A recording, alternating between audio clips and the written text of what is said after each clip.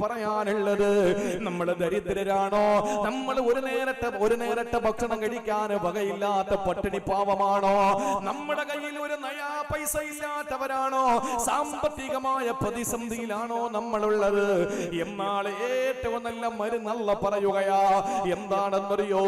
മൂസാ നബിയോടല്ല പറയുകയാണ്, ഓ മൂസാ, ഓ മൂസാ, അൽ ഫഖീറു മല്ലമ അകുന മുഗ്നി. ഫഖീർ എന്ന് പറഞ്ഞാൽ ആരെന്നറിയോ?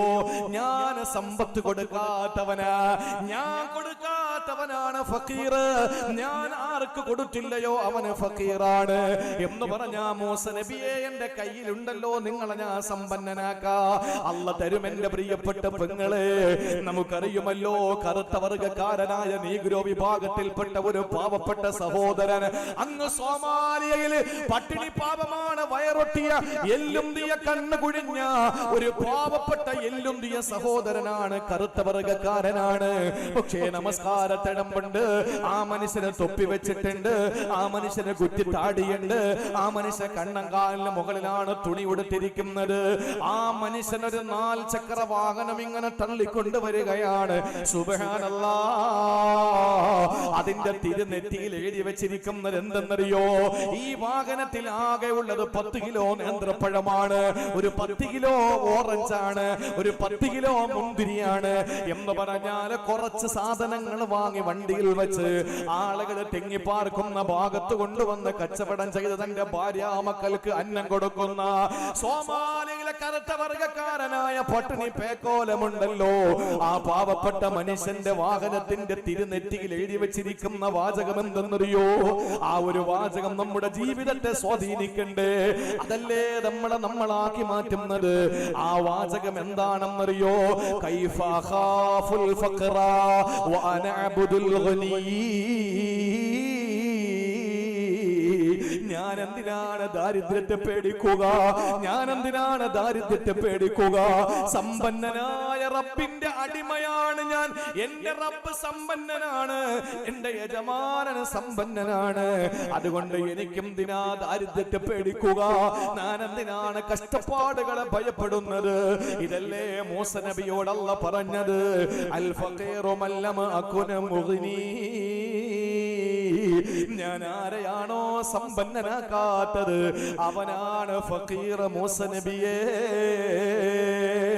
ഒരു നേരത്തെ ഭക്ഷണം കഴിക്കാ കയ്യിൽ വകയില്ലെന്ന് പറഞ്ഞ് തന്റെ മക്കളെ എങ്ങനെ കെട്ടിച്ചയക്കുമെന്ന് ഭയപ്പെട്ട്, തന്റെ കടങ്ങൾ എങ്ങനെ വീട്ടുമെന്ന് പേടിച്ചുകൊണ്ട് ജീവിതം വല്ലാതെ പ്രതിസന്ധിയിലായി, വല്ലാത്ത ടെൻഷനിലായി കഴിയുന്ന മുസ്ലിം ഉമ്മ, ഒരിക്കലും നിങ്ങൾ ഭയപ്പെടേണ്ട. റബ്ബിനെ എപ്പോഴും ഓർത്തോ. അല്ലാഹ് പറയുകയാണ്, ഞാൻ കൊടുക്കാത്തവനാണ് ഫഖീർ. എന്റെ കയ്യിലുണ്ടല്ലോ, കൊടുക്കാതിരിക്കുന്നത് 2 കാരണങ്ങൾ കൊണ്ടാണ്. ഞാനൊരു സാധനം സിറാജുദ്ദീൻ അബ്റാരിക്ക് കൊടുക്കാതിരിക്കണമെങ്കിൽ 2 കാരണമാണ്. ഒന്നുകിൽ എന്റെ കയ്യിലില്ലാതിരിക്കണം, റബ്ബിന്റെ കയ്യിൽ ഇല്ലാത്തതാണോ, പടച്ചവന്റെ കയ്യിൽ ഇല്ലയോ നമുക്ക് തരാൻ. മറ്റൊരു കാരണം, ഞാൻ കൊടുക്കാൻ മനസ്സില്ലാത്തവനാകണം. നമ്മുടെ പടച്ചവൻ എങ്ങനാണോ? നമ്മുടെ പടച്ചവൻ എങ്ങനാണോ? എല്ലാവർക്കും വാരിക്കോരി അല്ല കൊടുക്കുന്നില്ലേ? ആരെങ്കിലും അല്ല പട്ടിണിക്കിട്ട് കൊല്ലുന്നുണ്ടോ? പ്രിയപ്പെട്ട സഹോദരങ്ങളെ, അതുകൊണ്ട് മനസ്സിലാക്കിക്കോ, സമ്പന്ന പാവപ്പെട്ടവനെന്ന് പറയുന്നത് അല്ലാഹു സമ്പത്ത് കൊടുക്കാത്തവനാ. രണ്ടാമതായിട്ട് മഹാനായ മൂസ നബി പറഞ്ഞത്, ഞാൻ മാനസിക വിഭ്രാന്തിയുള്ളവനാണ്. അല്ലാഹ് പറയുന്നു, ഓ മൂസാ, അൽ മരീളു മല്ലം മകനത ബീബുഹു.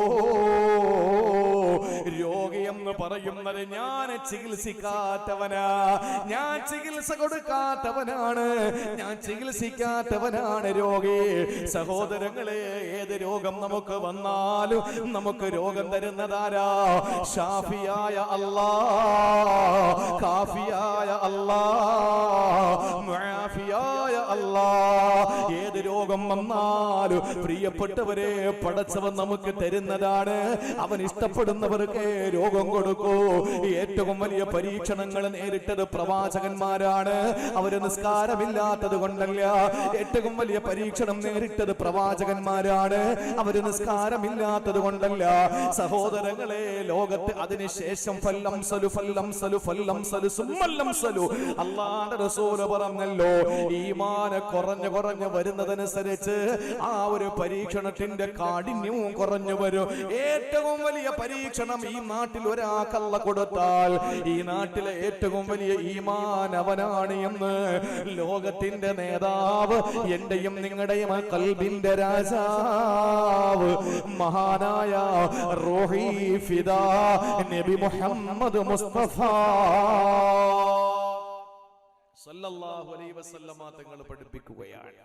എന്റെ പ്രിയപ്പെട്ടവരെ, രോഗി അല്ല ചികിത്സിക്കാത്തവരാണ് രോഗികൾ.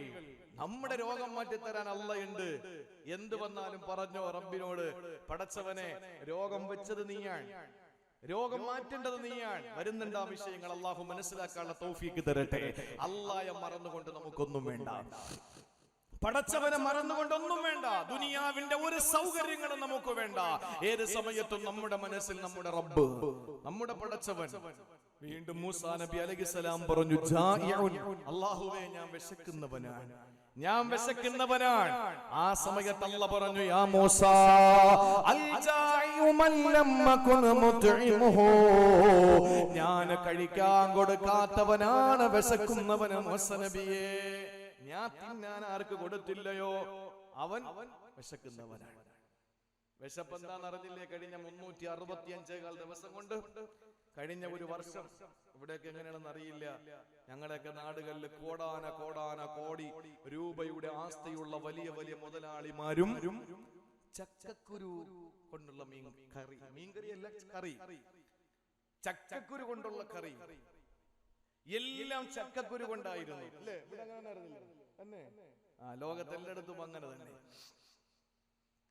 എന്തെങ്കിലും ഒരു ടേസ്റ്റ്. അന്നൊക്കെ ആളുകൾ ഫോണിൽ വിളിക്കും. ആ സമയത്ത് എനിക്ക് ഇപ്പോഴും ഓർമ്മയുണ്ട്, എന്റെ ഒരു സുഹൃത്ത് ഫോണിൽ വിളിച്ചിട്ട് ചോദിച്ചു, ആരെങ്കിലും അടുത്ത് നിൽപ്പുണ്ടോ? ഞാൻ പറഞ്ഞില്ല. എന്തോ ഒരു ഭീകരമായ കാര്യം പറയാൻ വേണ്ടി വിളിക്കും പോലെ. ആരുമില്ലല്ലോ, ഉറപ്പല്ലേ? ഞാൻ പറഞ്ഞു ഉറപ്പാ. കുറച്ച് മീൻ കിട്ടി, കൊണ്ടുവരട്ടെ. എന്താണെന്നറിയോ, ആ സമയത്ത് മീൻ പിടിക്കാൻ പോയി എന്നറിഞ്ഞാൽ അത് വലിയ ഗുരുതരമായ വീഴ്ചയായി കണ്ടിരുന്ന സമയം. ആരും അറിയാതെ കഥകൊക്കെ അടച്ചിട്ട് മീനിന്റെ ചേരുവകളൊക്കെ കുറച്ചിട്ട് എങ്ങനെയെങ്കിലും അതുവരെ കഴിച്ചുകൊണ്ടിരുന്ന കറി ടേസ്റ്റിന്റെ ചേഞ്ച് വരുത്തിയിട്ട് ജീവിതത്തിൽ എന്താണ് പട്ടിണി എന്നറിഞ്ഞു എല്ലാവരും അല്ലേ? എല്ലാരും അറിഞ്ഞു. ജീവിതത്തിൽ എല്ലാ പണക്കാരനും പാവപ്പെട്ടവനും ഒക്കെ ഉണക്കമീനിന് പൊന്നിന്റെ വില കൊടുത്ത് വാങ്ങിയിട്ട് എന്തെങ്കിലും അവസാനം പെണ്ണുങ്ങൾ യൂട്യൂബ് പരിശോധിക്കാൻ തുടങ്ങി. ഈ കോവിഡ് കാലം ലോകത്തിന് സമ്മാനിച്ച ഏറ്റവും വലിയ കാര്യം എന്ന് പറഞ്ഞാൽ പെണ്ണുങ്ങളൊക്കെ യൂട്യൂബ് തുടങ്ങി അല്ലേ? ഞാൻ ഉണ്ടാക്കിയ ചക്കക്കുരു കറിയാണ്, നിങ്ങൾ ഇഷ്ടപ്പെട്ടാൽ സബ്സ്ക്രൈബ് ചെയ്യുക എന്ന് പറഞ്ഞിട്ട് പെണ്ണുങ്ങൾ വരാൻ തുടങ്ങി. ഇപ്പൊ എല്ലാം യൂട്യൂബിന്റെ പിന്നിലാണ്. പണ്ട് സീരിയലായിരുന്നു, സീരിയലൊന്നും വേണ്ട, ഇപ്പൊ എല്ലാം നടിമാരായി, എല്ലാം നടന്മാരായി അല്ലേ? എന്റെ പ്രിയപ്പെട്ട സഹോദരങ്ങളെ, ഇത് അണഞ്ഞതാണെങ്കിൽ അങ്ങനെ തന്നെ കിടക്കട്ടെ, കാരണം ഇപ്പോഴാണ് റാഹത്തായത് അല്ലേ? ഉറങ്ങട്ടെ, ശാന്തമായി ഉറങ്ങട്ടെ. എന്റെ പ്രിയപ്പെട്ട സഹോദരങ്ങളെ ശ്രദ്ധിക്കുക, എല്ലാവരും എന്താണ് പട്ടിണി എന്നറിഞ്ഞു. അവസാനം പെണ്ണുങ്ങൾ യൂട്യൂബ് പരിശോധിച്ചിട്ട് പറഞ്ഞു, ഒരു ഐഡിയ പിടികിട്ടി. എന്താണെന്നറിയോ? നല്ല കറി. എന്താണ്? മീനില്ല കറി. എന്താണെന്ന്? മീനില്ല കറി. മീൻ കഴിക്കാത്തോണ്ട് അറിഞ്ഞു. മീനില്ല കറി പെണ്ണുങ്ങൾക്കറിയാം. എന്താണെന്നറിയോ? മീനിന് എന്തൊക്കെ ചേർക്കും അതൊക്കെ ചേർക്കും, പക്ഷെ മീൻ മാത്രമില്ല. അങ്ങനെയെങ്കിലും ഒന്ന് ചേഞ്ച് വരുത്തിയിട്ട് ഭക്ഷണം കഴിക്കാൻ നോക്കി. നിങ്ങൾ ആലോചിച്ച് നോക്കൂ, എന്താണ് പാവപ്പെട്ടവന്റെ പട്ടിണി എന്ന് തിരിച്ചറിയാൻ എത്ര റമളാനുകൾ കടന്നു വന്നു, പക്ഷെ അപ്പോഴൊന്നും നമുക്ക് മനസ്സിലായില്ല. കാരണം ഏറ്റവും നല്ല ഫുഡ് കിട്ടുന്ന റമളാനാണ്. എവിടെ പോയാലും ഫുഡ്, ആരുടെ വീട്ടിൽ പോയാലും ഫുഡ്, ഇഷ്ടം പോലെ ഫുഡ്. ഞങ്ങളൊക്കെ പള്ളികളില് നോമ്പ് തുറക്കി 10 മിനിറ്റാണ് കൊടുത്ത മഗ്‌രിബിന്. 10 മിനിറ്റ് ബാങ്ക് കൊടുത്ത 10 മിനിറ്റ്. ഇല്ലെങ്കിൽ എന്താണെന്നറിയോ? കൈ കെട്ടി ബാക്കി നിന്നിട്ട് ഇങ്ങനെ ഈ ഈത്തപ്പഴം പല്ലിന്ന് എടുക്കുന്നത്. അപ്പൊ അതുകൊണ്ട് 10 മിനിറ്റ് കൊടുത്തു. നന്നായിട്ട് തിന്ന് മര്യാദയ്ക്ക് വാ കഴുകിയിട്ട് പള്ളിയിൽ കയറിയാൽ മതി എന്ന് പറഞ്ഞിട്ട് സമയം കൊടുത്തു. കാരണം ഇഷ്ടം പോലെ കഴിക്കാനുണ്ട്. ഈ രണ്ട് കയ്യിലും കിറ്റ് പിടിച്ചോണ്ടിരിക്കുന്ന കാണാം. അത് കഴിഞ്ഞിട്ട് നോമ്പ് തുറ കഴിഞ്ഞ നിസ്കാരം കഴിഞ്ഞ പിന്നെ കഞ്ഞി, അതെല്ലാം കഴിഞ്ഞ് വീട്ടിൽ പോകുമ്പോ ഭക്ഷണം. ഈ പോകുന്ന വഴിയിൽ ആളുകൾക്ക് എന്തെങ്കിലുമൊക്കെ കൊടുക്കാൻ വേണ്ടിയിട്ട് കവറിൽ ഫുഡും തയ്യാറാക്കി നിൽക്കുന്നു. അത് കഴിഞ്ഞ് വീട്ടിൽ ചെന്നാൽ അവിടെ ഭാര്യയുടെ വക വേറെ ഫുഡ്. അത് കഴിഞ്ഞ് തിരിച്ച് വീട്ടിലേക്ക് പള്ളിയിലേക്ക് വരുമ്പോ തറാവീഹ് കഴിഞ്ഞിട്ട് വേറെ നാട്ടുകാരുടെ ഫുഡ്. ഇത് കഴിഞ്ഞ് എങ്ങനെയെങ്കിലും പരുവത്തിന് ഈ പെരിച്ചാരി ഇടവിടിഞ്ഞതുപോലെ വീട്ടിലെത്തി കഴിഞ്ഞാൽ ഉറങ്ങാൻ വേണ്ടി കിടന്നാൽ അടുത്ത ഇടത്താഴത്തിന്റെ സമയമായി. പിന്നെ ആകെ ഉള്ളത് ഈ 8, 9 അല്ലെങ്കിൽ 12, 11, 10 അങ്ങനെ ഓരോ വ്യത്യാസം അനുസരിച്ച് മണിക്കൂർ നോമ്പിന്റെ സമയം മാത്രം നമുക്ക് അത് അള്ളാഹു തന്നു. അതും എങ്ങനെയാണ്? ഈ അത്താഴത്തിന്റെ സമയത്ത് പിടിക്കുന്ന മഴ 3:30 മണി 4:30 മണി വരെ ഉണ്ടാവും വൈകുന്നേരം. എന്ത് ചൈതന്യം, എന്ത് നോമ്പ്, ഒന്നും ഉണ്ടായില്ല. ലണ്ടനിലും അതുപോലെ തന്നെ കഴിഞ്ഞ വർഷം അതിന് മുമ്പത്തെ വർഷമൊക്കെ 20 മണിക്കൂറായിരുന്നു ചില സ്ഥലങ്ങളിൽ നോമ്പ്. സ്വിറ്റ്സർലൻഡിലും ഫിൻലാൻഡിലും ആകെ പകലെന്ന് പറയുന്നത് 5 മിനിറ്റ്. അത് അരമണിക്കൂറാ. 23 മണിക്കൂറും 30 മിനിറ്റും അവർക്ക് പകല്, അരമണിക്കൂർ രാത്രി. ഒന്ന് ആലോചിച്ച് നോക്കൂ. നമുക്ക് അൽഹംദുലില്ലാഹ് പടച്ചോന്റെ തൗഫീഖ് കൊണ്ട് വളരെ കുറഞ്ഞ സമയം, അതും പകല് നല്ല മഴ, ഒരു രീതിയിലും നമുക്ക് ക്ഷീണമില്ല, ഒന്നുമില്ല. ഈ രീതിയിൽ നമ്മൾ നോമ്പ് പിടിച്ചപ്പോ നോമ്പിനൊന്നും പട്ടിണി പാവത്തിന്റെ വില നമ്മൾ അറിഞ്ഞില്ല. ആ വില അറിയാൻ അല്ലാഹു നമുക്ക് തന്നു. കോവിഡ്-19 എന്ന കൊറോണ വൈറസിലൂടെ അല്ലാഹു പട്ടിണിയും തന്ന് പഠിപ്പിച്ചു. എന്റെ പ്രിയപ്പെട്ട സഹോദരങ്ങളെ, അതിനുശേഷമാണ് എല്ലാവരും തടി വെക്കാൻ തുടങ്ങിയത്. ഇപ്പൊ എന്നെ കണ്ടപ്പോ തന്നെ പറഞ്ഞു, എല്ലാവരും പറഞ്ഞു തടി കൂടിയെന്ന് പറഞ്ഞു, സിറാജുദ്ദീൻ ഉസ്താദ് തടി കുറയ്ക്കണമെന്ന് പറഞ്ഞു. എന്റെ പ്രിയപ്പെട്ട സഹോദരങ്ങൾ, എന്താണെന്നറിയോ? എല്ലാവരും തടി കൂടി. എന്താ കാരണം? ഇതുവരെ പൂട്ടി വെച്ചിരുന്ന പൈസ വെച്ചിട്ട് ഒരു ഗുണവും ഇല്ല. ഈ പൈസയൊക്കെ ഒന്ന് ചെലവഴിച്ച് വലതും തിന്നു മരിക്കാമെന്ന് കരുതിയിട്ട് ഇപ്പൊ എന്ത് ചെയ്തു? കോവിഡ് അനന്തരം എല്ലാവരും അതെടുത്തിട്ട് നല്ല ഭക്ഷണം കഴിക്കാൻ തുടങ്ങി. ഇപ്പൊ എല്ലാ വീട്ടിലും സുഭിക്ഷമായ ഭക്ഷണമാണ്. കാരണം എപ്പോഴാ ലക്ഷ്മണ രേഖ വരയ്ക്കുന്നതെന്ന് പറയാൻ പറ്റൂല. അങ്ങനെ വരച്ചാ പിന്നെ ഔട്ട്, നിഷിദ്ധമാണ്. വെറും അകത്ത് കിടന്ന് നമ്മൾ ഉള്ളത് കഴിക്കേണ്ടി വരും. അല്ലാഹു മനസ്സിലാക്കാനുള്ള തൗഫീഖ് നൽകി അനുഗ്രഹിക്കുമാറാവട്ടെ. മൂസാ നബി അലൈഹിസ്സലാമിനോട് അല്ലാഹു പറയുന്നു, യാ മൂസാ, ആരാണ് വിശക്കുന്നവനെന്നറിയോ? ഞാൻ ഭക്ഷണം കൊടുക്കാത്തവനാണ് വിശക്കുന്നത് മൂസാ നബിയേ. പിന്നെ മൂസാ നബി അലൈഹിസ്സലാം പറഞ്ഞു, അല്ലാഹ്, ഞാനൊരു വിദേശിയാ റബ്ബേ, ആരും എന്നെ സഹായിക്കാനില്ല. ആ സമയത്ത് അല്ലാഹു പറഞ്ഞു, അൽ ഗരീബ് മല്ലം മകുനു മൂനിസുഹു. അവിടെയാ നമ്മുടെ വിഷയത്തിന്റെ കാതലായ ഭാഗമുള്ളത്.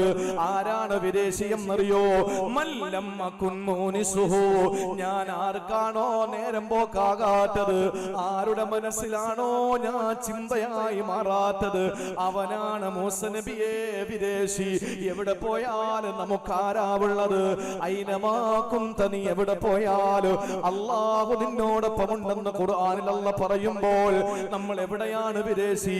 ഞാനിവിടെ വിദേശിയാണ്. എന്റെ സ്വദേശം തിരുവനന്തപുരം ജില്ലയിലെ നെടുമങ്ങാട് താലൂക്കിലെ പനവൂർ പഞ്ചായത്തിലാണ് എന്റെ സ്വദേശമെങ്കിൽ, ഈ ഇടുക്കി ജില്ലയിലെ തൊടുപുഴയിലെ ഉടുമ്പന്നൂരിലെ കാരൂക്കപ്പള്ളി എന്ന ഇടമറുകിലെ ഈ പ്രദേശത്ത് ഞാനൊരു വിദേശി തന്നെയാണ്. പക്ഷെ ഞാൻ തൊടുപുഴയിൽ വന്നാലും, അതല്ല എന്റെ തിരുവനന്തപുരത്ത് പോയാലും, അതല്ലെങ്കിൽ അങ്ങ് കാസർഗോഡ് പോയാലും, അതല്ലെങ്കിൽ കർണാടകത്തിലും അതുപോലെ തമിഴ്നാട്ടിലും ലോകത്തിന്റെ ഏത് ഭാഗത്ത് പോയാലും എന്റെ മനസ്സിൽ എന്റെ പടച്ചവനുണ്ടെങ്കിൽ, എനിക്ക് നേരം പോകാൻ എന്റെ റബ്ബുണ്ടെങ്കിൽ, എന്റെ റബ്ബിന്റെ ചിന്ത എന്നെ വല്ലാതെ ലഹരി പിടിപ്പിക്കുന്നെങ്കിൽ ഒരിക്കലും ഞാൻ വിദേശിയല്ല. എന്റെ മനോമുഖരത്തിൽ മുഴുവനും എന്റെ പടച്ച തമ്പുരാനാണ്. എന്റെ അല്ലാഹയെ മറന്നുകൊണ്ട് ഞാൻ ജീവിച്ചിട്ടില്ലെങ്കിൽ പ്രിയപ്പെട്ടവരെ, ഞാനൊരിക്കലും വിദേശിയല്ല. അതുകൊണ്ടാണ് പറഞ്ഞത്, ഇന്നി അഹ്ബബ്തു ഹുബ്ബൽ ഖൈരി അൻ ദിക്രില്ലാഹ്. പടച്ചവനെ മറന്നുകൊണ്ട് ഞാൻ ഈ മേൽത്തരം കുതിരകളെ സ്നേഹിച്ചത് കൊണ്ട് ഇല്ല, എനിക്കിത് വേണ്ട എന്ന് പറഞ്ഞ് 1000ഓളം വരുന്ന മേൽത്തരം കുതിരകൾ അറുത്തിട്ട് ദാനം കൊടുത്ത സുലൈമാൻ നബി അലൈഹിസ്സലാമിനെ പറ്റി അല്ലാഹു പറഞ്ഞു, നിഅമൽ അബ്ദു ഇന്നഹു അവ്വാബ്. ഏറ്റവും നല്ല അടിമയാണ് സുലൈമാൻ നബി എന്ന് പറഞ്ഞെങ്കിൽ സഹോദരങ്ങളെ, പ്രവാചകന്മാരുടെ ചരിത്രം പരിശോധിച്ചാൽ അവരല്ലേ നമുക്ക് മാതൃക. നമുക്ക് മാതൃക സിനിമാ നടന്മാരാണോ, സീരിയൽ നടിമാരാണോ, നടന്മാരാണോ? അല്ല. നമ്മുടെ റോൾ മോഡൽ മുഴുവനും പ്രവാചകന്മാരാണ്. അവിടുത്തെ സഹാബാക്കളായ സത്യവിശ്വാസികളായ സച്ചരിതരായ മുൻഗാമികളാണ്. യൂസുഫ് നബി അലൈഹിസ്സലാത്തു വസ്സലാം നമുക്കറിയുമല്ലോ, തന്റെ സഹോദരങ്ങൾ കൊണ്ടുവന്ന് കിണറ്റിലേക്ക് വലിച്ചെറിഞ്ഞു. സൗന്ദര്യത്തിന്റെ പ്രതീകമേ മഹാനായ യൂസുഫ് നബി അലൈഹിസ്സലാം ഏറ്റവും നല്ല സൗന്ദര്യം അല്ലാഹു കൊടുത്ത് ആദരിച്ചപ്പോ നല്ല കറുത്ത തലമുടിയുള്ള, നല്ല വെളുത്ത ശരീരമുള്ള, കാണാമുഖമുള്ള, വട്ടമുഖമുള്ള മഹാനായ യൂസുഫ് നബി അലൈഹിസ്സലാം ഈജിപ്തിന്റെ പെണ്ണുങ്ങളുണ്ടല്ലോ, അവിടുത്തെ മിസ്ർ തമ്പുരാട്ടിമാരുടെ കൈവെള്ളകൾ മുറിഞ്ഞിട്ട്, ആപ്പിൾ മുറിഞ്ഞിട്ട് കൈവിരലുകൾ ചരിക്കപ്പെട്ടപ്പോൾ താൻ ഏത് ലോകത്താണ് നിൽക്കുന്നത്, ഇതേതോ ഒരു മാസ്മരിക ലോകത്താണെന്ന് ചിന്തിച്ചുകൊണ്ട് ഇത് ഏതോ മലക്കാണ്, മനുഷ്യനല്ലെന്ന് ഈജിപ്തിലെ പെണ്ണുങ്ങൾ വിളിച്ചു പറഞ്ഞ ഏറ്റവും വലിയ സൗന്ദര്യത്തിന്റെ പ്രതീകമേ യൂസുഫ് നബി അലൈഹിസ്സലാം പൊട്ടക്കിണറ്റിലേക്ക് വലിച്ചെറിഞ്ഞപ്പോ സഹോദരങ്ങളെ, പൊട്ടക്കിണറെന്ന് പറഞ്ഞാൽ വെള്ളമില്ലാത്തതെന്നല്ല. അങ്ങനെയാണെങ്കിൽ പിന്നീട് വന്ന കാഫില കൂട്ടം തൊട്ടിയിറക്കിയിട്ട് വെള്ളം കോരുവോ? അങ്ങനെ വെള്ളം കോരിയപ്പോഴല്ലേ തൊട്ടിക്കുള്ളിൽ കുട്ടിയെ കണ്ടത്. യൂസുഫ് നബി അലൈഹിസ്സലാത്തു വസ്സലാം തൊട്ടിക്കുള്ളിലല്ലേ കയറി വന്നത്. എന്തുകൊണ്ടാണ് ആ കിണറ്റിലേക്ക് മഹാനായ യൂസുഫ് നബി അലൈഹിസ്സലാമിനെ വലിച്ചെറിയുമ്പോ യൂസുഫ് നബി രക്ഷപ്പെടാനുള്ള കാരണം എന്തെന്നറിയോ? യൂസുഫ് നബി അവിടെ രക്ഷപ്പെടാനുള്ള കാരണം എന്തെന്നറിയോ? ചരിത്രം പഠിച്ചാൽ പോലാ, ചരിത്രത്തിൽ നിന്ന് പാഠം ഉൾക്കൊള്ളണേ ചെറുപ്പക്കാരാ. യൂസുഫ് നബി അലൈഹിസ്സലാമിനെ എടുത്ത് കിണറ്റിലേക്ക് വലിച്ചെറിയുമ്പോ ആ യൂസുഫ് ചെന്ന് വീണത് വെള്ളത്തിലല്ല, ഒരു പാറയിലാണ് ചെന്ന് വീണത്. ആ പാറയിലെ മഹാനായ യൂസുഫ് നബി അലൈഹിസ്സലാം ഇരിക്കുമ്പോ അതിന്റെ 4 ഭാഗത്ത് വെള്ളമുണ്ട്. ആ സമയത്ത് യൂസുഫ് നബി അലൈഹിസ്സലാം പാറപ്പുറത്തിരുന്നു കൊണ്ട് പറഞ്ഞതെന്തെന്നറിയോ? ലാ റഫീഖ ഇല്ലല്ലാഹ്, ലാ സാഹിബ ഇല്ലല്ലാഹ്, ലാ മൂനിസ ഇല്ലല്ലാഹ്.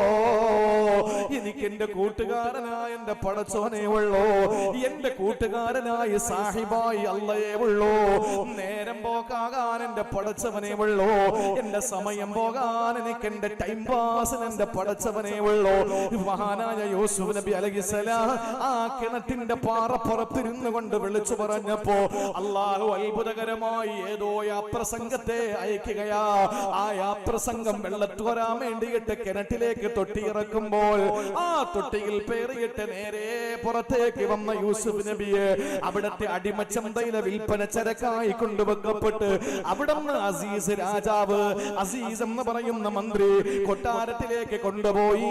അവിടുന്ന് തരുണീമണിയായ സലീഹ എന്ന് പറയുന്ന സുന്ദരിയായ സുമുഖിയായ പെണ്ണ് കാമിച്ചുകൊണ്ട്, മോഹിച്ചുകൊണ്ട്, ഇഷ്ടപ്പെട്ടുകൊണ്ട്, എങ്ങനെ ഇഷ്ടപ്പെടാതിരിക്കും? സൗന്ദര്യത്തിന്റെ പ്രതീകമല്ലേ ആ പ്രസരിക്കുന്ന പ്രസന്നമായ വദനം കണ്ട് വീണുപോയ, കാമിച്ചുപോയ സലീഹ എന്ന പെണ്ണിന്റെ ഇംഗിതത്തിന് വഴങ്ങാതെ വന്നപ്പോ സലീഹയുടെ ഇടപെടൽ കൊണ്ട് തടവറകളിലേക്ക് തളക്കപ്പെട്ട യൂസുഫ് നബി അലൈഹിസ്സലാം അധികാരം കൈയാളിയിട്ട് ഈജിപ്ത് ഭരിക്കുന്ന രാജാതിരാജനായി മടങ്ങി വന്നെങ്കിൽ എന്റെ പ്രിയപ്പെട്ടവരെ ഒരൊറ്റ കാരണമാണ്. മഹാനവറുകൾ കിണറ്റിൽ കിടന്നുകൊണ്ട് പറഞ്ഞു, ലാ റഫീഖ ഇല്ലല്ലാഹ്, അല്ലാഹ് അല്ലാത്തൊരു കൂട്ടെനിക്കില്ല, വലാ സാഹിബ ഇല്ലല്ലാഹ്, എന്റെ സമീപം എന്റെ പടച്ചവനല്ലാതെ വേറെ ആരുമില്ല, ലാ മൂനിസ ഇല്ലല്ലാഹ്, എന്റെ പടച്ചവനിലൂടെ എല്ലാരും എന്റെ നേരം പോവൂല. ഇത് പറഞ്ഞപ്പോൾ അല്ലാഹു അത്ഭുതകരമായി രക്ഷപ്പെടുത്തിയെന്ന് ഉലമാക്കൾ പഠിപ്പിക്കുമ്പോ സഹോദരങ്ങളെ, നമ്മുടെ ജീവിതത്തിൽ റബ്ബിനെ മറന്നുകൊണ്ട് നമുക്കൊന്നും വേണ്ട. അല്ലാഹുവിനെ മറന്നുകൊണ്ട് നമ്മുടെ ജീവിതത്തിൽ നമുക്കൊന്നും വേണ്ട, ഒന്നും വേണ്ട. അതുകൊണ്ട് ജീവിതത്തിൽ ഏത് സമയത്തും നമ്മുടെ റബ്ബ് അല്ലാഹു റബ്ബുൽ ഇസ്സത്ത് ആ ഒരു ചിന്ത നമ്മുടെ മനസ്സിലുണ്ടാകണം. മഹാനായ മുആദ് ബിൻ ജബൽ റളിയല്ലാഹു തആല നമുക്കറിയാം, മഹാനവറുകൾ പ്ലേഗ് രോഗം പിടിപെട്ട് മരണപ്പെട്ട ഒരു സഹാബിയാണ്. അദ്ദേഹത്തിന്റെ ഭാര്യ ആദ്യം മരിച്ചു, പ്ലേഗ് രോഗം പിടിപെട്ട് ഭാര്യ മരിച്ചു. പ്ലേഗ് അന്ന് പടർന്ന് പന്തലിക്കുന്ന കോവിഡ് പോലെ പടർന്ന് പന്തലിച്ചു കൊണ്ടിരുന്ന ആ പ്ലേഗ് രോഗത്തിന് ഇരയായി മുആദ് ബിൻ ജബൽ റളിയല്ലാഹു അൻഹുവിന്റെ ഭാര്യ മരിച്ച് 90 ദിവസങ്ങൾക്ക് ശേഷം തന്റെ പ്രിയപ്പെട്ട മക്കളെ വിളിച്ചു കൂട്ടിയിട്ട് മുആദ് ബിൻ ജബൽ റളിയല്ലാഹു അൻഹു മരിക്കുന്ന രംഗം വിശദീകരിക്കുന്നുണ്ട്. അള്ളാഹു നമുക്ക് നല്ല മരണം തരട്ടെ. എപ്പോഴാ മരിക്കുന്നതെന്ന് നമുക്ക് പറയാൻ കഴിയില്ല. മരണങ്ങൾ ഈ കഴിഞ്ഞ ഏതാനും ആഴ്ചകളിലായി ഒരുപാട് മരണങ്ങൾ നടന്നു. പക്ഷേ ഞാന് ഈ കാരൂക്കപ്പള്ളിയിലെ ജനങ്ങൾക്ക് വേണ്ടി ഞാൻ പറയുകയാണ്. കാരണം പല വേദികളിലും പറയുമ്പോൾ, പല ലൈവുകളിലും പല സഹോദരങ്ങളും സഹോദരിമാരും കേട്ടിട്ടുണ്ട്. ഈ കഴിഞ്ഞ ഒരു 3 ആഴ്ചകൾക്ക് മുമ്പ്, കൃത്യമായി പറഞ്ഞാൽ 1 മാസം ആകുമെന്ന് തോന്നുന്നു, ആ ഒരു കർണാടകയിൽ ഒരു പ്രഭാഷണത്തിന് പോയി. അവിടെ പോകുമ്പോ സംഘാടകർ പറഞ്ഞു, നമുക്കൊരു മരണ വീട്ടിൽ കയറിയിട്ട് പോകണം. ഞാൻ കഴിഞ്ഞതിന് മുമ്പത്തെ വർഷം ഇവിടെ പ്രസംഗത്തിന് വരുമ്പോ ബഹുമാനപ്പെട്ട അബ്ദുൽ കരീം മൗലവി തലനാട് നവ്വറല്ലാഹു മർഖദ മഹാനവറുകളുടെ ദർജ അല്ലാഹു വർദ്ധിപ്പിച്ചു കൊടുക്കട്ടെ, അല്ലാഹു ഖബറുകളെ വിശാലമാക്കി കൊടുക്കട്ടെ. ബഹുമാനപ്പെട്ട സിറാജുദ്ദീൻ അബ്റാരി ഉസ്താദിന്റെ പ്രിയപ്പെട്ട ഉപ്പയാണ്. ഞാൻ സിറാജ് ഉസ്താദിനെ പരിചയപ്പെടുന്നതിന് മുമ്പ് അബ്ദുൽ കരീം ഉസ്താദിനെ പരിചയപ്പെട്ടതാണ്. ഞാൻ സേവനമനുഷ്ഠിക്കുന്ന തിരുവനന്തപുരത്തെ ഒരു മഹല്ലിൽ അദ്ദേഹം തഫ്തീഷിന് വേണ്ടി വരുമ്പോ, ഞാനന്ന് മദ്രസ ഉത്തരവാദിത്വം ഇല്ലെങ്കിൽ പോലും എന്റെ റൂമിൽ അദ്ദേഹം താമസിച്ചു. അങ്ങനെ എന്നോട് പറഞ്ഞു, എനിക്കൊരു മകനുണ്ട്, ആ മകനും നിങ്ങളെപ്പോലൊരു ആലിമാണ് എന്നൊക്കെ പരിചയപ്പെടുത്തി. അങ്ങനെ ഇരിക്കുമ്പോഴാണ് അടൂര മണ്ണടി എന്ന് പറയുന്ന ഒരു സ്ഥലത്ത് ഇതേപോലെ 2 ദിവസത്തെ പ്രസംഗം. ആ പ്രസംഗത്തിന് ഒന്നാമത്തെ ദിവസം ഞാൻ അവിടെ ചെല്ലുമ്പോ അബ്ദുൽ കരീം ഉസ്താദ് അവിടെ നിൽക്കുന്നു. മണ്ണടി അല്ല, നമ്മുടെ തലനാട് അബ്ദുൽ കരീം ഉസ്താദ്, ബഹുമാനപ്പെട്ട നമ്മുടെ ഇമാമിന്റെ ഉപ്പ. പറഞ്ഞു, ഉസ്താദ് എന്റെ മകനാണ് എന്ന് പറഞ്ഞ് ആ ഉപ്പയാണ് ഈ മകനെ ചൂണ്ടിക്കാണിച്ചു തന്നത്. 2ാമത്തെ ദിവസം വഹദ് പറയാൻ പറ്റിയില്ല. ഞാൻ വഹദ് പറയാൻ വേണ്ടി അവിടെ എത്തുമ്പോഴേക്കും അതാ മൂപ്പര് ചിരിക്കുന്നത്. എനിക്കിപ്പോഴും ഓർമ്മയുണ്ട്, നല്ല ശക്തമായ മഴയും കാറ്റും. കഴിഞ്ഞ 50 വർഷം ഞാൻ ഇവിടെ വരുമ്പോ കറണ്ടൊന്നും ഇല്ല. ഇവിടെ അതുപോലെ തന്നെ. അപ്പൊ എന്നോട് പറഞ്ഞു, അന്ന് മണ്ണടിയിൽ വന്നപ്പോഴും ഇങ്ങനെയാണല്ലോ. ഞാൻ പറഞ്ഞ്, എന്റെ നന്മയാണോ തിന്മയാണോ എന്നറിയില്ല, പോകുന്നതൊക്കെ മഴയും കാറ്റും, എന്ത് ചെയ്യാനാ. അപ്പൊ ഏതായിരുന്നാലും അവിടെ ചെല്ലുമ്പോ, ഇവിടെ വന്നപ്പോ കറണ്ടേ ഇല്ലാതെ ഉള്ളൂ. കഴിഞ്ഞ വർഷം മണ്ണടിയിൽ ഞാൻ പ്രസംഗത്തിന് പോകുമ്പോ ഒരല്പം പോലും കളവില്ല. ചോദിച്ചു നോക്ക്, 2ാമത്തെ ദിവസം ഞാൻ പ്രസംഗത്തിന് പോകുമ്പോ സ്റ്റേജില്ല. വേദിയിൽ ഈ കാണുന്ന സ്റ്റേജ് പറന്നു പോയിരിക്കുന്നു. കള്ളമല്ല, ചോദിച്ചു നോക്ക്. അപ്പോ ഞാൻ പരിചയപ്പെട്ടു, ആ മനുഷ്യൻ ഇന്ന് ഖബറിലാണ്. അല്ലാഹു ഖബർ വിശാലമാക്കി കൊടുക്കട്ടെ. ഒരാൾക്കും ഒരു ഉപദ്രവമില്ലാത്ത നല്ലൊരു മനുഷ്യനായിരുന്നു. നമ്മൾ അങ്ങനെ മരിക്കുമ്പോ നമ്മളെ പറ്റി നല്ല ആളുകൾ പറയണം. ജീവിച്ചിരിക്കുമ്പോ ഓരോരുത്തരും നല്ലത് പറയുന്നത് നമ്മൾ വലിയ കാര്യമാക്കണ്ട. നമ്മളെങ്ങനെ അറശ് വരെ പോക്കും, നിങ്ങൾ വലുതാണ്, മറ്റതാണ്, മറിച്ചതാണെന്നൊക്കെ പറഞ്ഞ് ഇങ്ങനെ പോക്കും. ഒന്നിനും നമ്മളെ എന്തെങ്കിലും നേടാൻ വേണ്ടിയാവും, ഇല്ലെങ്കിൽ അറശ് വരെ പൊക്കിയിട്ട് ഒരൊറ്റ ആടിയും കൊണ്ട് താഴ്ത്തിയിടാനായിരിക്കും. അതുകൊണ്ട് കൂടുതലൊന്നും പൊക്കണ്ട. അതുകൊണ്ട് ആ മഹാന്മാരൊക്കെ പറഞ്ഞത്, ഈ മുഖസ്തുതി പറയുന്നവന്റെ വായിൽ മണ്ണ് വാരിയിട്ട് കൊടുക്കണം. മുഖസ്തുതി പറയുന്നവന്റെ വായില് മണ്ണ് വാരിയിട്ട് കൊടുക്കണം. കാരണം എന്താണ്? ഒരു മഹാന്റെ അടുത്ത് വന്നിട്ട് ഒരാൾ പറഞ്ഞു, നിങ്ങൾ അതാണ് ഇതാണ് ആനാണ് ചേനാണെന്നൊക്കെ പറഞ്ഞപ്പോ അദ്ദേഹം പറഞ്ഞിടാ, നീ വന്നേ, നീ പറയുന്ന അത്രയൊന്നും ഞാനില്ല, പക്ഷെ നിന്റെ മനസ്സിൽ ഉള്ളതിനേക്കാൾ ഞാനുണ്ട് എന്ന് പറഞ്ഞ് അവനെ തിരിച്ചുവിടുക ചെയ്തത്. അപ്പൊ നമ്മളും മരിച്ചതിന് ശേഷം നമ്മളെ പറ്റി നല്ലത് പറയാൻ ആളുണ്ടാകണം. അപ്പൊ നമുക്ക് കിബിർ വരൂല. കുഴി കിടന്ന് എന്ത് കിബിർ വരാനാ? 6 അടി മണ്ണി കിടന്ന് എന്ത് കിബിർ വരാനാ? അപ്പൊ അങ്ങനെ നമ്മൾ മരിക്കണം. അല്ലാഹു തൗഫീഖ് നൽകട്ടെ. കർണാടകയിൽ ഞാൻ പ്രസംഗത്തിന് പോകുമ്പോ എന്നോട് സംഘാടകർ പറഞ്ഞു, ഉസ്താദേ, ഇവിടെ ഒരു മരണ വീടുണ്ട്, നമുക്കൊന്ന് ഇറങ്ങി ദ്വാരം നെട്ട് പോകാം. ഞാൻ ആ വീട്ടിൽ പോയി. നിങ്ങളും ഞാനും ഒക്കെ സോഷ്യൽ മീഡിയയിലൂടെ അറിഞ്ഞ ഒരു മരണം. ഞാൻ ആ വീട്ടിൽ പോയി. എന്താണെന്നറിയോ? ഹാഫിളത്തായ വിശുദ്ധ ഖുർആൻ ഹൃദയസ്ഥമാക്കിയ 20 വയസ്സുകാരിയായ ഒരു സഹോദരിയാണ് മരിച്ചത്. എപ്പോഴാ മരിച്ചത്? ആ സഹോദരിയുടെ വിവാഹം. ആ സഹോദരി വിവാഹിതയായി. വിവാഹത്തിന്റെ അന്ന് തന്റെ ബന്ധുകൂടിയായ ഭർത്താവ് പുതിയ പ്രതിശുദ്ധവരൻ തന്റെ ജീവിതത്തിലേക്ക് കടന്നു വന്ന തന്റെ പ്രിയപ്പെട്ടവൻ, ആ പ്രിയപ്പെട്ടവനോടൊത്ത് ബന്ധുക്കളോടൊത്ത് സംസാരിച്ചിരുന്നു. അന്നവരുടെ ആദ്യ രാത്രിയാണ്. ആ ആദ്യ രാത്രിയിൽ തനിക്കു വേണ്ടി തയ്യാറാക്കപ്പെട്ട മണിയറയിലേക്ക് കടന്നുപോയ ആ പ്രിയപ്പെട്ട ഭാര്യ പെട്ടെന്ന് ഭർത്താവിനോട് പറഞ്ഞു, പ്രിയപ്പെട്ടവനെ, ശരീരമൊക്കെ വല്ലാതെ വിയർക്കുക, എന്തെന്നറിയില്ല. ഭർത്താവ് പെട്ടെന്ന്, കല്യാണം ആദ്യ രാത്രിയല്ലേ, ടെൻഷനൊക്കെ ആയിരിക്കും. ഒരു പെണ്ണ്, അതും 20 വയസ്സുള്ള ഒരു പെണ്ണ്, ആ പെണ്ണ് ജീവിതത്തിൽ ആദ്യമായി ഒറ്റപ്പെട്ട് ഒരു റൂമിന്റെ ഉള്ളിൽ, ഭർത്താവാണ്, അത് ഇന്നല്ലേ വിവാഹം കഴിഞ്ഞത്, തന്റെ സ്വപ്ന സാക്ഷാത്കാരം നടന്ന ദിവസം, തന്റെ മനസ്സിന്റെ ഒരുപാട് കാര്യങ്ങൾ തുറന്നു പറയണമെന്നുണ്ട്. പക്ഷേ അതിനുള്ള ടൈം ഇനിയാണ്. ഭർത്താവ് പെട്ടെന്ന് AC-യുടെ തണുപ്പ് കൂട്ടിയിട്ട് കൊടുത്തു. അവള് പറഞ്ഞു, ഇല്ല, ശരീരമൊക്കെ ഒരു വല്ലായിക, എന്താണെന്ന് അറിയില്ല, ഒന്ന് ഉപ്പാനെ വിളിക്കോ. താഴത്തെ നിലയിൽ കിടക്കുന്ന ഉപ്പായെ വിളിക്കാൻ ആ ഭർത്താവ് ഓടി താഴേക്ക് വന്നു. ആ സഹോദരൻ ഉപ്പയുമായിട്ട് മുകളിൽ ചെല്ലുമ്പോഴേക്കും മണിയറയിൽ പട്ടുമെത്തയിൽ അവളിങ്ങനെ മലർന്ന് കിടക്കുകയാ. വിളിച്ചു നോക്കി, ഇന്നാ ലില്ലാഹി വ ഇന്നാ ഇലൈഹി റാജിഊൻ. ഹാഫിളത്തായ 20 വയസ്സുള്ള ജീവിതത്തിന്റെ ഒരു പെണ്ണിന്റെ ഏറ്റവും വലിയ സ്വപ്ന ദിവസം, ആ ആദ്യ രാത്രി, ആ ദിവസം, ആ സമയത്ത് അവൾ ഈ ലോകത്തോട് വിട പറഞ്ഞു പോയി. പിറ്റേ ദിവസം ആ പ്രിയപ്പെട്ട സഹോദരിയെ വിവാഹത്തിന്റെ പിറ്റേ ദിവസം അവിടത്തെ മാമൂലുകൾ അനുസരിച്ച് ഭർത്താവിന്റെ വീട്ടിലേക്ക് കൊണ്ടുപോകുമ്പോ നാട്ടുകാരെ മുഴുവനും വിളിച്ചു കൂട്ടിയിട്ട് ഭക്ഷണം കൊടുക്കുന്ന ഒരു പരിപാടിയുണ്ട്. ആളുകളൊക്കെ ദൂരങ്ങളിൽ നിന്നുള്ള ആളുകൾ വണ്ടി കയറി വരാൻ. ആ സമയത്ത് തന്റെ ഭർത്താവിന്റെ കൈ പിടിച്ച് ഭർത്താവിന്റെ വീട്ടിലേക്ക് പോകേണ്ട അതേ സമയം ഒന്നും തെറ്റാതെ ആ ഭാര്യ, ആ സഹോദരി പോയത് പള്ളിക്കാട്ടിലേക്കാ. കല്യാണപ്പുടവ അഴിച്ചു മാറ്റിയിട്ട് ആ ദേഹത്തണിഞ്ഞത് കഫൻ പുടവയായിരുന്നു. മണിയറയിൽ നിന്ന് നേരെ പോയത് മണ്ണറയിലായിരുന്നു. ഇതാണ് മരണം. എന്റെ പ്രിയപ്പെട്ടവരെ, എപ്പോഴാ മരിക്കുന്നതെന്ന് പറയാൻ പറ്റില്ല. അള്ളാഹു നമ്മുടെ മരണം നന്നാക്കി തരട്ടെ. ഞാൻ എൻ്റെ മക്കളോടും ഞാൻ വരുമെന്ന് പറഞ്ഞിട്ട് ഞാൻ വീട്ടിൽ നിന്നിറങ്ങി. തിങ്കളാഴ്ച രാവിലെ ഞാൻ വീട്ടിലേക്ക് എത്തുമെന്ന പ്രതീക്ഷയിൽ ഞാൻ വന്നു. എനിക്ക് എന്തുറപ്പുള്ളത് തിരിച്ചെനിക്ക് വീട്ടിലെത്താൻ കഴിയുമെന്ന്? ഒരുറപ്പുമില്ല, ആർക്കുമില്ല.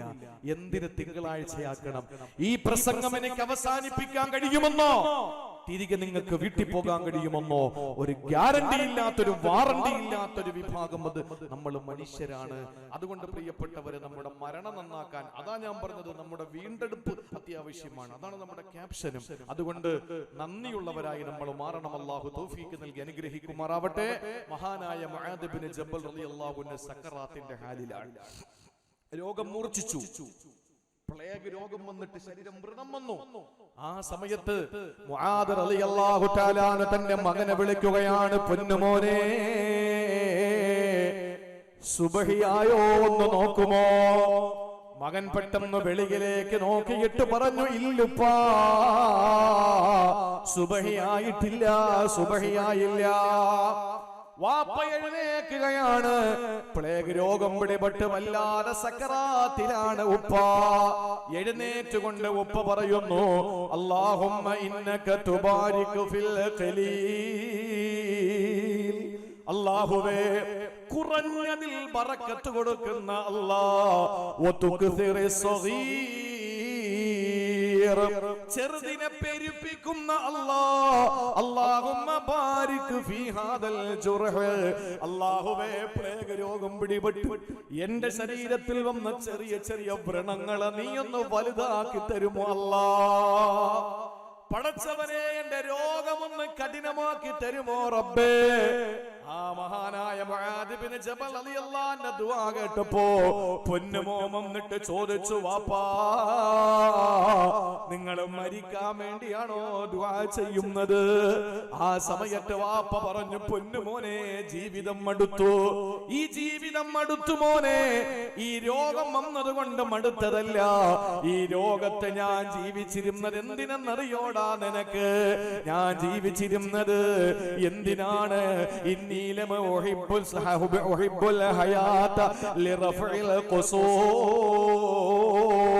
ഈ ലോകത്ത് ഞാൻ ജീവിച്ചിരുന്നത് ഒരിക്കലും കെട്ടിടങ്ങളെ കെട്ടിപ്പൊക്കാനല്ല, രമ്യകർമ്മങ്ങൾ വെക്കാനല്ല, കോൺക്രീറ്റ് സൗധങ്ങളെ നിർമ്മിക്കാനല്ല, ഗോപുരങ്ങളും ബിസിനസ് സാമ്രാജ്യങ്ങളും കെട്ടിപ്പടുത്താനല്ല. പൊന്നുമോനെ, ദുനിയാവിൽ ഞാൻ ആഗ്രഹിക്കുന്ന 3 കാര്യമായിരുന്നു. ഒന്നാമത്തേത് ഉച്ച നേരത്തെ ദാഹമാണ്.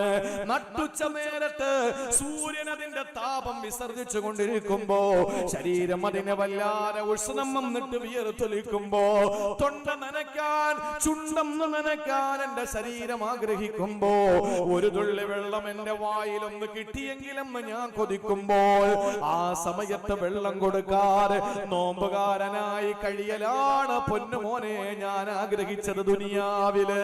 രണ്ടാമത്തേത് മുസാഹമത്തുൽ ഉലമാഇ ഫിൽ മജാലിസി, ഉലമാക്കളോടൊപ്പം മജ്ലിസുകളിൽ പങ്കാളികളാകലാണ്. മൂന്നാമത്തേത്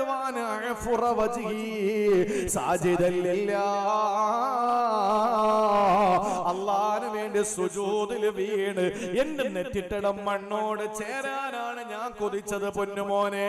അല്ലാതെ ഇവിടെ കെട്ടിടങ്ങൾ നിർമ്മിക്കാനല്ല, ഇവിടെ വീടുകൾ പണി കഴിപ്പിക്കാനല്ല. എന്റെ ആഗ്രഹം നോമ്പ് പിടിക്കലാണ്, ഉലമാക്കളുടെ മജ്ലിസിൽ വഅദ് കേൾക്കലാണ്, അതുപോലെ എപ്പോഴും സുജൂദിൽ കിടക്കലാണ്. പറമോനെ, വാപ്പാക്ക് ഈ 3 കാര്യം ഇനി പറ്റുമോ? വാപ്പാക്ക് ഈ 3 കാര്യം പറ്റില്ലല്ലോ. അതുകൊണ്ട് എനിക്ക് വേണ്ടത് എന്റെ അല്ലാഹുവിന്റെ സാമീപ്യമാ. മോനെ, സുബഹിയായോ ഒന്ന് നോക്കടാ എന്ന് പറഞ്ഞപ്പോൾ വീണ്ടും ആ പൊന്നുമോൻ ഇറങ്ങി വന്ന് പറഞ്ഞു, പൊന്നുപ്പാ സുബഹിയായി വാപ്പാ, സുബഹിയായി എന്ന് പറഞ്ഞു. ആ സമയത്ത് വാപ്പാക്ക് വല്ലാത്ത സക്കറാത്ത് കൂടുകയാ, വല്ലാത്ത രോഗം മൂർച്ഛിക്കുമ്പോൾ പൊന്നുമക്കള് കരയാൻ തുടങ്ങി. പൊന്നുമക്കള് കരയാൻ തുടങ്ങുമ്പോൾ വാപ്പ പറഞ്ഞു, മുആദ് ഇബ്നു ജബൽ എന്ന ഉപ്പ പറയുകയാണ്, ലാ തബ്കൂ, എന്റെ പൊന്നാര മക്കളെ നിങ്ങൾ കരയല്ലേ. ഫവല്ലാഹി ലാ ഇലാഹ ഇല്ലാഹു, പടച്ചവനാണ്, അവനല്ലാതെ വേറെ ആര് ലോകത്ത് ആരാധ്യനായിട്ടില്ല. മാ ഫാതനി തക്ബീറത്തുൽ ഇഹ്റാമി 60 സനാ, മാ ഫാതനി തക്ബീറത്തുൽ ഇഹ്റാമി 60 സനാ. മക്കളെ, നിങ്ങൾ എന്തിനാ കരയുന്നത്? വാപ്പ പറയട്ടെ, 60 വർഷമായി വാപ്പാക്ക് തക്ബീറത്തുൽ ഇഹ്റാം നഷ്ടമായിട്ടില്ല. വാപ്പാക്ക് 60 കൊല്ലമായി തക്ബീറത്തുൽ ഇഹ്റാം നഷ്ടമായിട്ടില്ല. എന്താ തക്ബീറത്തുൽ ഇഹ്റാം എന്ന് അറിയില്ലേ? ഇമാമ് കൈകെട്ടുന്ന സമയത്ത് അല്ലാഹു അക്ബർ എന്ന് പറയുന്ന റാഇന്റെ സമയത്ത് മഅ്മൂമായി നിൽക്കുന്ന ആൾ അല്ലാഹു അക്ബർ എന്ന് പറഞ്ഞ് കെട്ടുന്ന ആ ഒരു സമയമുണ്ടല്ലോ, തക്ബീറത്തുൽ ഇഹ്റാം, അവ്വൽ തക്ബീർ എന്നൊക്കെ നമ്മൾ പറയുന്ന അത് 60 കൊല്ലമായി വാപ്പാക്ക് നഷ്ടപ്പെട്ടിട്ടില്ല. നമ്മളോ? ഒന്ന് ചിന്തിച്ചു നോക്ക്. 60 കൊല്ലമായി ജമാഅത്ത് മുടങ്ങിയില്ല എന്ന് പറയാൻ പറ്റുമോ? പറ്റില്ല. 60 കൊല്ലമായി നിസ്കാര ഖളായില്ല എന്ന് പറയാൻ നമുക്ക് പറ്റുമോ? അതിനും കഴിയില്ല. ആ നമ്മൾ മുൻഗാമികളായ മുആദ് ഇബ്നു ജബൽ തങ്ങളെ പോലുള്ള മഹാരഥന്മാർ, അവർ ലോകത്തെ കുന്തും ഖൈറ ഉമ്മ, ഉത്തമരായിരുന്നു, ഉന്നത സമുദായമായിരുന്നെങ്കിൽ അതൊക്കെ നമ്മൾ കളഞ്ഞു കുളിച്ചെങ്കിൽ അതിന്റെ ഒരു വീണ്ടെടുപ്പാണ് ഇവിടെ ലക്ഷ്യമാക്കുന്നത്. അല്ലാഹു മനസ്സിലാക്കാൻ നമുക്ക് തൗഫീഖ് നൽകി അനുഗ്രഹിക്കുമാറാവട്ടെ. അതുകൊണ്ട് പ്രിയപ്പെട്ടവരെ, മുആദ് റളിയല്ലാഹു അൻഹു പറയുന്നു, നിങ്ങൾ എന്തിന് കരയുന്നു മക്കളെ? 60 കൊല്ലമായി വാപ്പാക്ക് അവ്വൽ തക്ബീർ നഷ്ടമായിട്ടില്ല. എനിക്ക് വേണ്ടത് കൊട്ടാരങ്ങൾ ഉണ്ടാക്കലല്ല, വീടുകൾ വെക്കലല്ല, അരുവികൾ ഒഴുക്കലല്ല, നദികൾ ഒഴുക്കലല്ല, പുഴകൾ ഉണ്ടാക്കലല്ല, ഇവിടെ ബിസിനസ് സാമ്രാജ്യങ്ങൾ കെട്ടിപ്പടുത്തലല്ല. വാപ്പ ഉദ്ദേശിച്ചത് ലമഉൽ ഹവാജിരി, നട്ടുച്ച നേരത്തെ നോമ്പും അതുപോലെ തന്നെ ഉലമാക്കളുടെ മജ്ലിസിൽ പങ്കാളികളാകലും ഏത് സമയത്തും സുജൂദ് ചെയ്യലും. ഈ വാപ്പാക്ക് ഇപ്പൊ ഇത് 3ഉം പറ്റില്ല. പിന്നെന്തിനാ മോനെ ഞാൻ ജീവിച്ചിരിക്കുന്നത്? അല്ലാഹുമ്മ ഇന്നക, ഈ പടച്ചവനെ നീ എന്റെ തുബാരികു ഫിൽ ഖലീൽ, നീ കുറഞ്ഞതിൽ ബറക്കത്ത് ചെയ്യുമ്പോൾ ഈ മുറിവിന് നീ ബറക്കത്ത് ചെയ്തിട്ട് അതിനെ വലുതാക്കി എന്നെ മരിപ്പിക്കണമെന്ന് ദുആ ചെയ്ത മുആദ് ഇബ്നു ജബൽ റളിയല്ലാഹു അൻഹു.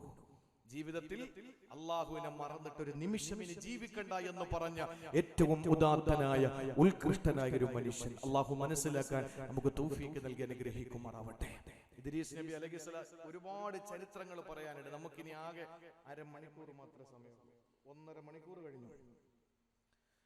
എന്റെ പ്രിയപ്പെട്ട സഹോദരങ്ങളെ, ഇദ്രീസ് നബി അലൈഹിസ്സലാത്തു വസ്സലാം ലോകത്ത് അല്ലാഹു കൊടുത്ത ഏറ്റവും വലിയ ആദരവ് എന്താണെന്നറിയോ? വറഫഅനാഹു മകാനൻ അലിയ. ഇദ്രീസ് നബി അല്ലാഹു തആല ഉന്നതമായ സ്ഥലത്ത് കൊണ്ടുപോയി. അഭിപ്രായങ്ങൾ പല തഫ്സീറുകളിൽ കാണാം. ഏറ്റവും ഉത്കൃഷ്ടമായ നിലയിൽ ഇദ്രീസ് നബി അല്ലാഹു തആല ആദരിച്ചു. എന്താ കാരണമെന്നറിയോ? ഇദ്രീസ് നബി അലൈഹിസ്സലാത്തു വസ്സലാം ഒരിക്കലും ഒരു സൂഫിയായി ദാടിയൊക്കെ വളർത്തി പച്ച കുപ്പായൊക്കെ ഇട്ട് കയ്യിൽ തസ്ബീഹുമായിട്ട് ജപമാലയുമായിട്ട് ഏതെങ്കിലും വലിയ വലിയ മരുഭൂമികളിൽ പോയി ഇരുന്നാല് നമ്മുടെ ഇബാദത്തുകൾ അല്ലാഹു സ്വീകരിക്കുന്നുള്ള തെറ്റിദ്ധാരണ നമുക്ക് വേണ്ട. നിങ്ങൾ കച്ചവടക്കാരനാണോ? നിങ്ങൾ ഡ്രൈവറാണോ? നിങ്ങളുടെ ജീവിതത്തിൽ നിങ്ങൾ തൊഴിലാളിയാണോ? നിങ്ങൾ മേസ്തിരി പണി നടത്തുന്നയാളാണോ? നിങ്ങൾ എന്ത് തൊഴിലാണ് നടത്തുന്നത്? ആ തൊഴിലുകളുടെ ഇടയിൽ നിങ്ങൾക്ക് പടച്ചവനെ ഓർക്കാൻ കഴിയണം. ഇദ്രീസ് നബി അലൈഹിസ്സലാത്തു വസ്സലാം തയ്യൽക്കാരനായിരുന്നു. ഇദ്രീസ് നബി ടൈലറായിരുന്നു, തയ്യൽക്കാരനായിരുന്നു. അദ്ദേഹം ഇന്നത്തെ പോലുള്ള മെഷീനൊന്നും അല്ലല്ലോ. മഹാനായ ഇദ്രീസ് നബി ഈ സൂചിയിലേക്ക് നൂല് ചേർത്ത് വെക്കുമ്പോ 4 കലിമത്തുകൾ പറയുമായിരുന്നു. പഠിച്ചോളി. സൂചിയിലേക്ക് നൂല് കയറ്റിക്കൊണ്ടിരിക്കുമ്പോ 4 കലിമത്തുകൾ പറയുമായിരുന്നു. സുബ്ഹാനല്ലാഹ് വൽഹംദുലില്ലാഹ് വലാ ഇലാഹ ഇല്ലല്ലാഹ് അല്ലാഹു അക്ബർ. മഹാനായ ഇദ്രീസ് നബി അലൈഹിസ്സലാം തന്റെ തൊഴിലിനിടയിൽ പോലും അല്ലാഹനെ മറന്നില്ല. അവസാന മഹാനായ ഇദ്രീസ് നബിയോട് അല്ലാഹ് പറയുകയാണ്, ലിമാദാ റഫഅതുക മകാനൻ അലിയ അമാ തദ്രിയ ഇദ്രീസ് നബിയെ, എന്തുകൊണ്ടാണ് നിങ്ങളെ ഞാൻ ഏറ്റവും വലിയ നിലയിൽ എത്തിച്ചതെന്നറിയോ? ആ സമയത്ത് ഇദ്രീസ് നബി അലൈഹിസ്സലാം പറഞ്ഞു, ഇല്ല. അല്ലാഹ് പറയുന്നു, യർതഫിഉ ഇലയ്യ മിൻ അമലിക കുല്ല യൗമിൻ മിസ്ല നിസ്ഫി അഅമാലി അഹ്ലി ദുനിയ മിൻ കസറത്തി ദിക്രി. അങ്ങയുടെ ദിക്ർ കാരണമായി ദുനിയാവിന്റെ പകുതി അമലുകൾ അങ്ങയിൽ നിന്നാണ് കയറി വന്നുകൊണ്ടിരുന്നത്. ആ കാലഘട്ടത്തിൽ ലോകത്തുണ്ടായിരുന്ന ആളുകളുടെ പകുതിയിലേറെ അമല് ഇദ്രീസ് നബിയിൽ നിന്നാണ് കയറിക്കൊണ്ടിരുന്നത്. കാരണം ദിക്രി, എപ്പോഴും ദിക്റാണ്, അള്ളാനെ മറന്നിട്ടില്ല. തന്റെ തൊഴിലില് ആകെയുള്ള തൊഴിൽ എന്താണ്? തയ്യലാണ്. ആ തയ്ക്കാൻ വേണ്ടിയിട്ട് സൂചിയിലേക്ക് നൂല് കയറ്റുമ്പോ സുബ്ഹാനല്ലാഹി വൽഹംദുലില്ലാഹി വലാ ഇലാഹ ഇല്ലല്ലാഹു അല്ലാഹു അക്ബർ. വണ്ടി എടുക്കുമ്പോ ചൊല്ലിക്കോ ഈ ദിക്ർ, ഡ്രൈവ് ചെയ്യുമ്പോൾ നിങ്ങൾ ചൊല്ലിക്കോ.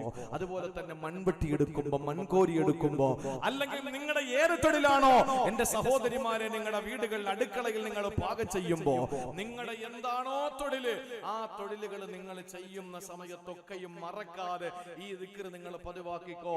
ലോകത്ത് പകുതിയോളം വരുന്ന അത്രയും വീര്യമുള്ള അമലായി അല്ലാഹുവിന്റെ ഹബീബ് മഹാനായ ഇദ്രീസ് നബി അലൈഹിസ്സലാമിന് അല്ലാഹു പഠിപ്പിച്ചു കൊടുത്ത ഏറ്റവും വലിയ അമൂല്യമായ ദിക്റാണ്.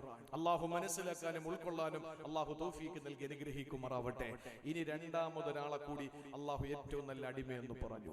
മറക്കരുത്, ഒന്ന് സുലൈമാൻ നബി അലൈഹിസ്സലാം. എന്താ കാരണം?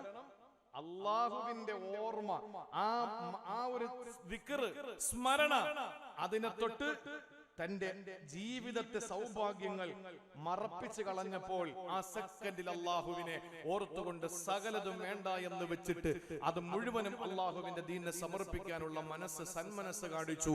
അതുകൊണ്ട് തന്നെ അല്ലാഹു മഹാനായ സുലൈമാൻ നബിയെ പരിചയപ്പെടുത്തിക്കൊണ്ട് പറഞ്ഞു, നിഅമൽ അബ്ദു ഇന്നഹു അവ്വാബ്. അല്ലാഹു ഇഷ്ടപ്പെടുന്ന ഏറ്റവും നല്ല അടിമയാണ്. അല്ലാഹു അങ്ങനത്തെ വിഭാഗത്തിൽ നമ്മളെ ഉൾപ്പെടുത്തി അനുഗ്രഹിക്കുമാറാവട്ടെ. ഇനി രണ്ടാമതായി അല്ലാഹു പരിചയപ്പെടുത്തിയത് ആരെയാണ്? പ്രിയപ്പെട്ട സഹോദരങ്ങളെ, അല്ലാഹു തആല രണ്ടാമതായി പറയുന്നത് അതേ അധ്യായത്തിൽ തന്നെ 44-ാമത്തെ ആയത്തിൽ അല്ലാഹു പറയുകയാണ്, നിഅമൽ അബ്ദു ഇന്നഹു അവ്വാബ്. ഏറ്റവും നല്ല അടിമയാണെന്ന് അല്ലാഹു പരിചയപ്പെടുത്തിയത് ആരെന്നറിയോ? ഇന്നാ വജദ്നാഹു സാബിറാ നിഅമൽ അബ്ദു ഇന്നഹു അവ്വാബ്. മഹാനായ അയ്യൂബ് നബി അലൈഹിസ്സലാമിന് അല്ലാഹു തആല ശാരീരികമായ രോഗങ്ങൾ കൊടുത്തു, മാനസികമായ ഒരുപാട് വിഷമങ്ങൾ കൊടുത്തു. അതുപോലെ തന്നെ അയ്യൂബ് നബി അലൈഹിസ്സലാമിന് സാമ്പത്തികമായ നഷ്ടങ്ങളല്ല കൊടുത്തു. തന്റെ പ്രിയപ്പെട്ട ഭാര്യമാര് പോലും ഉപേക്ഷിച്ചു പോയി. തന്റെ ശരീരം മുഴുവൻ രോഗാതുരമായി. മഹാനായ അയ്യൂബ് നബി അലൈഹിസ്സലാത്തു വസ്സലാമിന് സാമ്പത്തികമായ സാമ്പത്തികമായ നഷ്ടങ്ങൾ ഒന്നൊന്നായി വന്നുകൊണ്ടിരുന്നു. ആ സമയത്ത് മഹാനായ അയ്യൂബ് നബി അലൈഹിസ്സലാം പടച്ചവരെ എന്റെ സമ്പത്ത് തിരിച്ചു തരണേ അല്ലാ, എന്റെ കുടുംബത്തെ തിരിച്ചു തരണേ അല്ലാ, എന്റെ രോഗം മാറ്റി തരണേ അല്ലാ എന്നൊന്നും പറയാതെ ഇതെല്ലാം നീ എനിക്ക് തന്നതാണ്, ഞാൻ ക്ഷമിക്കാൻ വിധിക്കപ്പെട്ടവനാണ്, എല്ലാം നിനക്ക് വേണ്ടി ക്ഷമിക്കുന്നു റബ്ബേ, എല്ലാം ഞാൻ ക്ഷമിക്കുകയാണ് എന്ന് ക്ഷമയുടെ പര്യായമായ അയ്യൂബ് നബി അലൈഹിസ്സലാം വിളിച്ചു പറഞ്ഞപ്പോ അല്ലാഹു അതേ അയ്യൂബ് നബിയെ പറ്റി പറയുകയാണ്, ഇന്നാ വജദ്നാഹു സാബിറാ. മഹാനായ അയ്യൂബ് നബി ഏറ്റവും നല്ല ക്ഷമയുള്ളവനായി നാം എത്തിച്ചു. അതുകൊണ്ട് തന്നെ നിഅമൽ അബ്ദു ഇന്നഹു അവ്വാബ്, ഏറ്റവും നല്ല അടിമയാണ് അയ്യൂബ് നബി അലൈഹിസ്സലാം, ഏറ്റവും നല്ല അടിമയാണ് അയ്യൂബ് നബി അലൈഹിസ്സലാം. സഹോദരങ്ങളെ, പ്രതിസന്ധികൾ വന്നപ്പോൾ, പരീക്ഷണങ്ങൾ വന്നപ്പോൾ രണ്ട് കൈയും നീട്ടി സ്വീകരിക്കാനുള്ള നല്ല മനസ്സുണ്ടായത് കൊണ്ടാ സഹാബാക്കളിൽ ഇത് വ്യക്തമായി കാണാ, താബീങ്ങളിൽ ഇത് പ്രകടമായി കാണാ. എന്റെ സഹോദരിമാരോട് എനിക്ക് പറയാനുള്ളത്, പരീക്ഷണങ്ങളും നന്നായി വരുമ്പോൾ, പ്രതിസന്ധികൾ ഉണ്ടാകുമ്പോൾ അള്ളാഹുവിന് വേണ്ടി ക്ഷമിക്കലാണ് വേണ്ടത്. ആദ്യഘട്ടത്തിൽ തന്നെ ക്ഷമ അവലംബിക്കണേ. ഭർത്താവ് മരിച്ചു, അല്ലെങ്കിൽ പ്രിയപ്പെട്ട വാപ്പ മരിച്ചു, ഉമ്മ മരിച്ചു, അല്ലെങ്കിൽ ഏതെങ്കിലും മക്കൾ മരിച്ചു, അല്ലെങ്കിൽ ആരെങ്കിലും നമ്മുടെ ഉറ്റവര് മരണപ്പെട്ടു പോകുമ്പോ ആദ്യത്തെ 3 ദിവസം നമ്മൾ പിടിച്ചു നിൽക്കാൻ ശ്രമിക്കണം. എന്തുകൊണ്ടെന്നറിയോ? ആദ്യത്തെ 3 ദിവസം നമ്മൾ പിടിച്ചു നിന്നാൽ ആ 3 ദിവസമാണ് പലരും പരാജയപ്പെട്ടു പോകുന്നത്. അതിനുശേഷം എല്ലാവരും അതോട് താതാത്മ്യം പുലർത്തുന്നതാണ്, അതിനോടൊപ്പം ഇഴകിച്ചേരുന്നതാണ്. പക്ഷെ ആദ്യത്തെ 3 ദിവസം സഹിക്കാൻ പറ്റാത്ത അസഹ്യമായ, അചിന്തനീയമായ, അവാച്യമായ, അവർണ്ണനീയമായ, അചിന്തനീയമായ ദുഃഖമാണ്. പക്ഷേ അന്ന് ക്ഷമിക്കാൻ നമുക്ക് കഴിഞ്ഞാൽ അല്ലാഹുവിന്റെ റസൂൽ പറഞ്ഞല്ലോ, അസ്സബ്റു ഇൻദ സദ്മത്തിൽ ഊലാ, ക്ഷമിക്കേണ്ടത് ആദ്യഘട്ടത്തിലാണ്. ഏത് പ്രതിസന്ധി ഉണ്ടാകുമ്പോഴും അങ്ങനെ ക്ഷമിക്കാൻ നമുക്ക് കഴിയണേ. മഹാനായ അബൂബക്കർ സിദ്ദീഖ് റളിയല്ലാഹു തആല അൻഹു, അറിയുമല്ലോ സ്വർഗ്ഗത്തിൽ പൊന്നാര ഹബീബിന്റെ തൊട്ടു പിന്നാലെ സ്വർഗ്ഗത്തിലേക്ക് കടന്നു വരുന്ന, ആദ്യമായി സ്വർഗ്ഗത്തിൽ എനിക്ക് ശേഷം കടന്നു വരുന്ന എന്റെ ഒന്നാമനെ അബൂബക്കർ സിദ്ദീഖ്, എന്നെ കൊണ്ട് വിശ്വസിച്ച ഒന്നാമൻ അബൂബക്കർ സിദ്ദീഖ്, എനിക്ക് ആദ്യമായി വിവാഹം കഴിപ്പിച്ചു തന്ന എന്റെ അബൂബക്കർ സിദ്ദീഖ്. ഈ അബൂബക്കർ തങ്ങളെ പറ്റിയിട്ട് ചരിത്ര ഗ്രന്ഥങ്ങളിൽ കാണാൻ കഴിയുന്നത്, മഹാനായ സിദ്ദീഖ് റളിയല്ലാഹു അൻഹുവിന് രോഗം വന്നു. ആ സമയത്ത് മഹാനായ സിദ്ദീഖ് തങ്ങളുടെ മുന്നിൽ ഒരാൾ വന്നിട്ട് ചോദിച്ചു, അല്ലയോ അബൂബക്കർ സിദ്ദീഖേ, രോഗം എങ്ങനെയുണ്ട്? ആ സമയത്താണ് സിദ്ദീഖ് റളിയല്ലാഹു അൻഹു മറുപടി പറയുന്നത്, അല്ലാഹു അഅലമു മാ അസാബനി, എനിക്ക് എന്താണെന്നും എന്റെ പടച്ചോൻ അറിയാലോ, എനിക്ക് എന്താ അസുഖമെന്ന് എന്റെ റബ്ബിനറിയാലോ, എനിക്ക് കുറവുണ്ടോ കൂടുതലാണോ എന്ന് എന്റെ റബ്ബിനറിയാമല്ലോ. ആ സമയത്ത് അദ്ദേഹം ചോദിച്ചു, രോഗത്തിന്റെ കാഠിന്യത കൊണ്ട് പറഞ്ഞു പോകുന്നതാണെങ്കിലോ? ആ വമ്പയാള് ചോദിച്ചു സിദ്ദീഖ് തങ്ങളോട്, ഡോക്ടറെ വിളിക്കട്ടെ എന്ന് ചോദിച്ചപ്പോൾ അബൂബക്കർ സിദ്ദീഖ് റളിയല്ലാഹു അൻഹു പറയുകയാണ്, അത്വബീബു ഖദ് റആനി, ഡോക്ടർ എന്നെ കണ്ടുപോയിരിക്കുകയാ, എന്നെ ഡോക്ടർ കണ്ടു, ഡോക്ടറുടെ കൺസൾട്ടിംഗ് കഴിഞ്ഞല്ലോ. ആ സമയത്ത് വന്നയാള് ചോദിച്ചു, എന്താ ഡോക്ടർ പറഞ്ഞത്?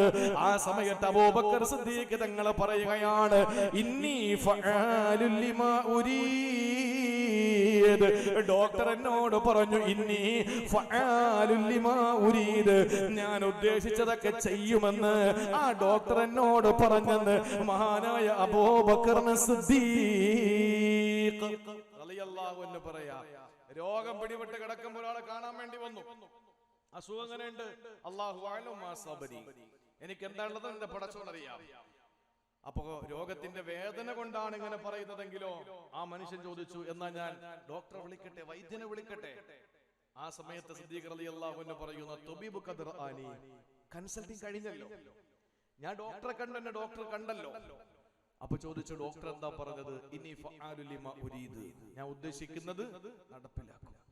അതാരാ ഡോക്ടർ? ഏത് ഡോക്ടർ? ഏത് ഡോക്ടർ?